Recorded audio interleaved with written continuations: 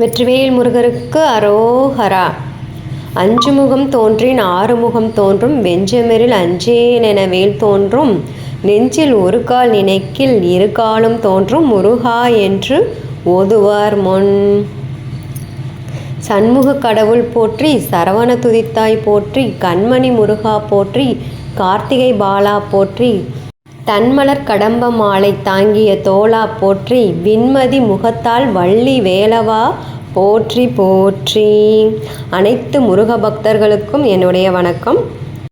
தைப்பூச திருநாள் நேற்று விமர்சனையாக எல்லா முருகர் கோவில்லையும் அவ்வளோ அழகாக சிறப்பாக நடந்தது. மக்கள் கூட்டம் அவ்வளோ தள்ளு முள்ளாடுற அளவுக்கு மக்கள் கூட்டம், எவ்வளோ ஒரு பக்தர்கள் முருகனை நேற்று தரிசனம் பண்ணாங்க அப்படிங்கிறதுக்கு ஒரு அளவே இல்லை. அவ்வளோ மக்கள் கூடி அப்பன் முருகனை தரிசனம் பண்ணாங்க.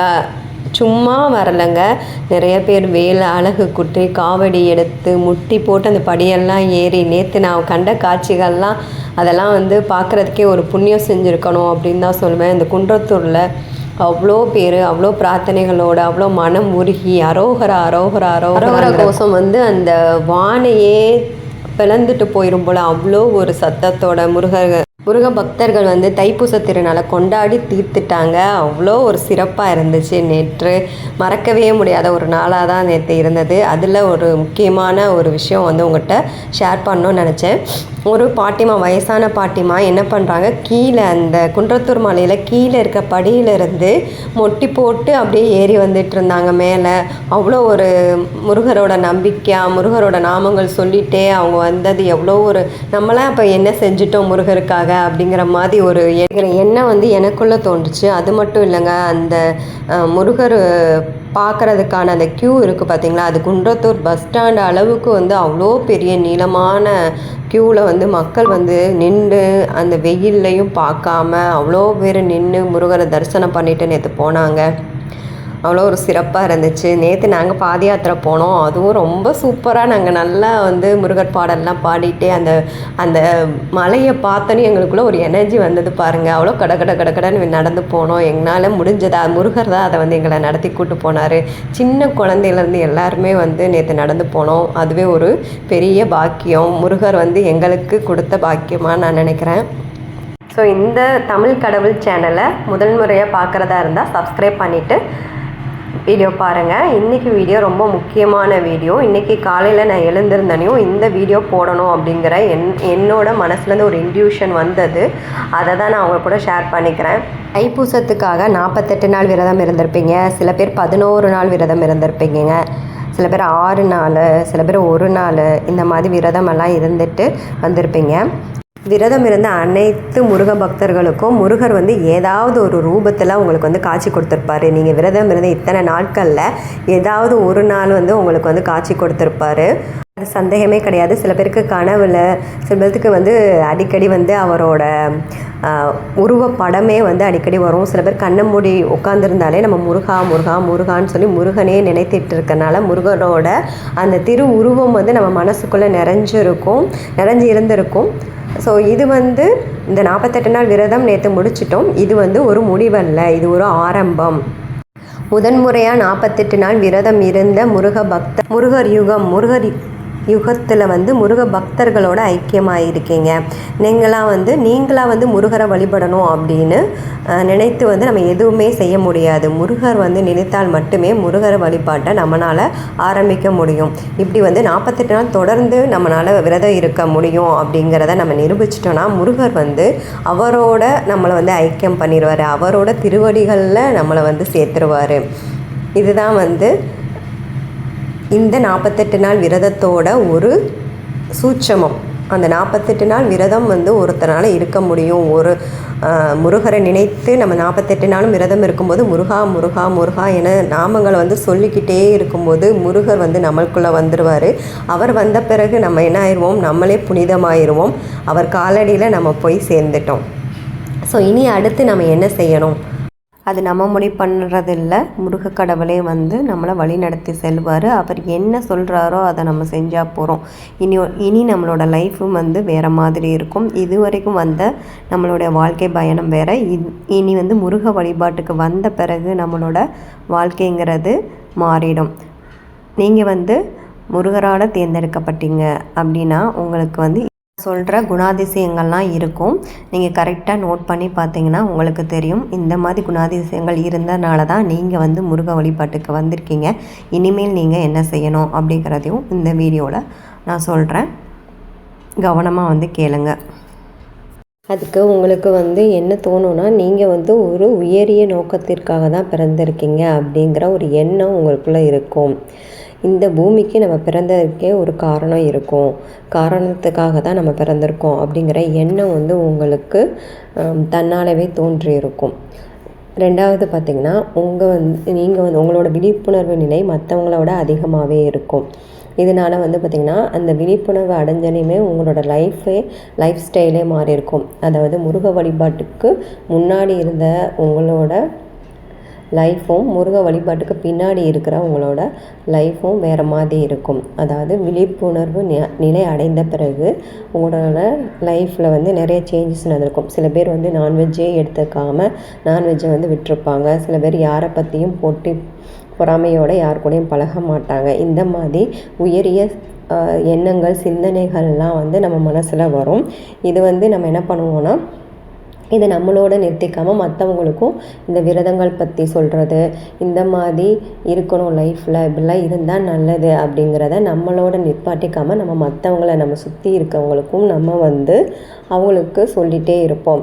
ஆனால் அவங்களோட வாழ்க்கையை மாற்றுறதும் நம்மளோட கடமைகளில் ஒன்றாக வச்சுருப்போம். அப்படி நீங்கள் இருந்தீங்கன்னா நீங்களும் முருகரால் தேர்ந்தெடுக்கப்பட்ட ஒரு நபர் அப்படிங்கிறத ஞாபகம் வச்சுக்கோங்க. அது மாதிரி நீங்கள் வந்து இளமையிலேயே வந்து ஒரு அறிவும் ஞானமும் அடைஞ்சு நிறையா பேர் வந்து சொல்லுவாங்க, இந்த வயசுலேயே நீ வந்து இவ்வளோ அறிவாக இருக்க, இவ்வளோ ஞானமாக இருக்க, இவ்வளோ விஷயங்கள்லாம் சொல்கிற அப்படிங்கிற மாதிரி நிறைய பேர் உங்கள்கிட்ட சொல்லுவாங்க. அந்த மாதிரி இருந்தாலும் you are the God chosen child அப்படின்னு தான் சொல்லணும். அது மாதிரி நீங்கள் நிறைய வந்து தத்துவங்கள் பேசுவீங்க, ஸ்பிரிச்சுவாலிட்டியை பற்றி நிறையா பேசுவீங்க. இப்படி தான் இருக்கணும், அப்படி தான் இருக்கணும் அப்படிங்கிற மாதிரி நிறைய ஃபிலாசபராக வந்து நீங்கள் இருப்பீங்க. நிறைய வந்து பார்த்திங்கன்னா அறம் ப்ளஸ் அருள் இது ரெண்டையும் பற்றி நீங்கள் சொல்லிகிட்டே இருப்பீங்க. எல்லோரும் வந்து சொல்லியிருப்பாங்க, பொருள் இல்லாருக்கு இவ்வுலகம் இல்லை, அருள் இல்லாருக்கு அவ்வுலகம் இல்லை அப்படின்னு சொல்லியிருப்பார் திருவள்ளுவர் சொல்லியிருப்பார். ஸோ நம்மளுக்கு பொருள் வந்து எவ்வளோ வந்து இந்த பூலோகத்துக்கு எவ்வளோ ஒரு முக்கியமோ அது மாதிரி நம்ம வானுலகத்துக்கு போகிறதுக்கு வந்து நம்மளுக்கு வந்து அருள் வந்து ரொம்ப முக்கியம். முருகனோட அருள் வந்து நம்மளுக்கு பரிபூரணமாக கிடைக்கணும். இதை பற்றி நீங்கள் வந்து அதிகமான அறிவு உங்கள்கிட்ட இருக்கும். சீக்கிரமாக வந்து எல்லா மக்களும் வந்து உங்கள் கூட வந்து சேருவாங்க. ஈஸியாக வந்து எல்லாருக்கூடையும் வந்து கனெக்ட் ஆகிற மாதிரி இருப்பீங்க. அதுவும் கூட ஒரு குவாலிஃபிகேஷன் தான் முருகர் உங்களை சூஸ் பண்ணதுக்கு. கருணை உள்ளம் கொண்டவர்களாக இருப்பீங்க. யாரை பற்றியும் வந்து அதிகமாக வந்து புரணி பேசுகிறதோ, அவங்கள பற்றி தப்பாக பேசுகிறது, அவங்க பண்ண ஏதாவது ஒரு செயலை சொல்லி காட்டி அவங்கள துன்புறுத்துகிற எந்த செயலும் நீங்கள் செய்ய மாட்டீங்க. அதுக்கு மாறாக எல்லா உயிர்களிடமும் கருணையாகவும் அன்பாகவும் நடந்து கொள்வீங்க. எல்லா உயிர்களும் நம்மளோட உயிர் மாதிரி தான் அப்படிங்கிற சமத்துவம் வந்து உங்களிடம் இருக்கும். எந்த பாகுபாடும் இல்லாமல் எல்லா உயிர்களிடத்தும் அன்பு காட்டுவீங்க. பணம் பணம் பணம் என்று பணத்துக்கு பின்னாடி போக மாட்டீங்க. இதை செய்யணும், இதை செய்யக்கூடாது அப்படிங்கிற தெளிவு உங்களுக்கு இருக்கும். இந்த உலகத்தை வந்து மாற்றுற திறமை வந்து உங்கள்கிட்ட இருக்கும். எல்லாருமே ஞானம் பெறணும், அதுக்கான வழிமுறைகளை நீங்கள் வந்து உங்களால் முடிந்த அளவுக்கு என்ன செய்ய முடியுமோ அதை வந்து நீங்கள் செஞ்சுக்கிட்டே இருப்பீங்க. நீங்கள் வந்து அடைஞ்ச ஞானத்தை மற்றவரும் அடையணும் அப்படிங்கிறத நீங்கள் விரும்புவீங்க. அவங்களுக்குள்ளே இருக்கிற கடவுளை அறிவதற்கு நீங்கள் உதவி செய்வீங்க. இதை செய்தால் நல்லது, இதை செய்யுங்க, இந்த மாதிரி ஞானம் கிடைக்கும் அப்படிங்கிறத நீங்கள் வந்து தொடர்ந்து வலியுறுத்தி வருவீங்க.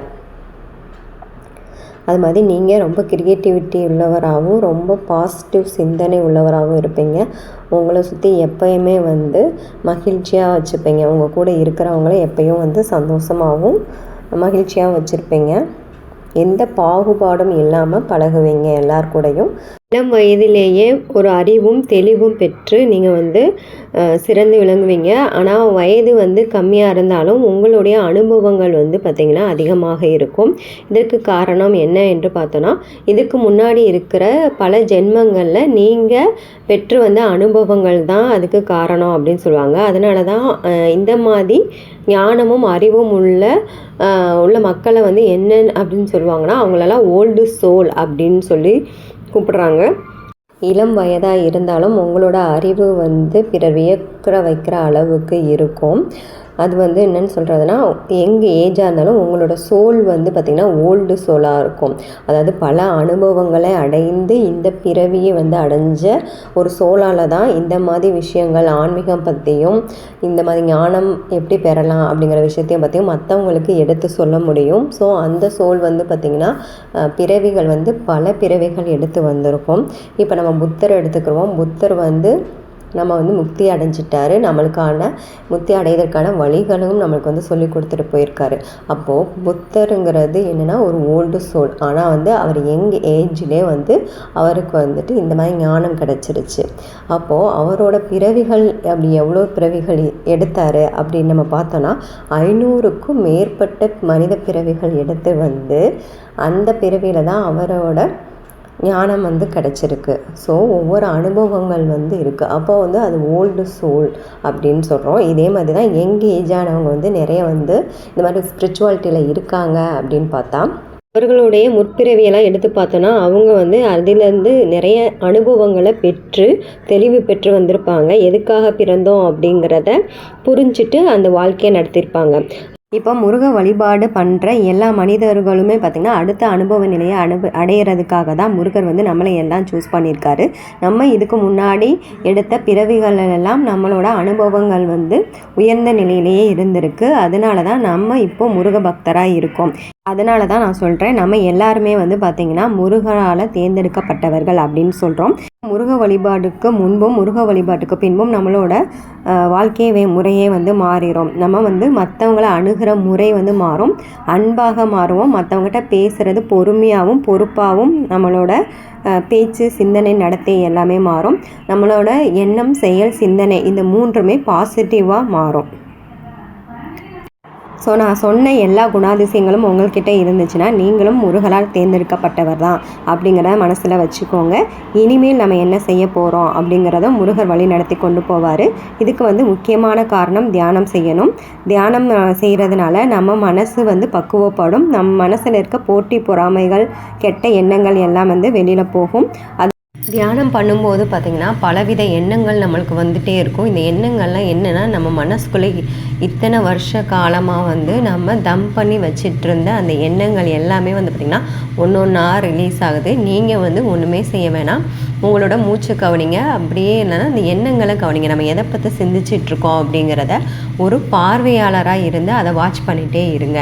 நீங்கள் வந்து எதுவுமே செய்ய வேணாம். கண்ணை மூடி மட்டும் இருங்க. கண்ணை மட்டும் திறக்காமல் தியானம் வந்து செய்யுங்க. எவ்வளோ நேரம் முடியுதோ அவ்வளோ நேரம் வந்து தியானம் பண்ணுங்கள். முருகரே வந்து உங்களோட பேசுவார்.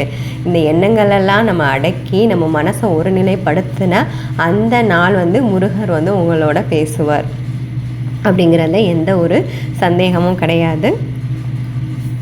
நான் சொன்ன மாதிரியெல்லாம் நீங்கள் இருந்தீங்கன்னா நீங்களும் வந்து முருகரால் தேர்ந்தெடுக்கப்பட்டவர் தான். மீண்டும் ஒரு பதிவில் நம்ம சந்திக்கலாம். வெற்றிவேல் முருகருக்கு அரோகரா.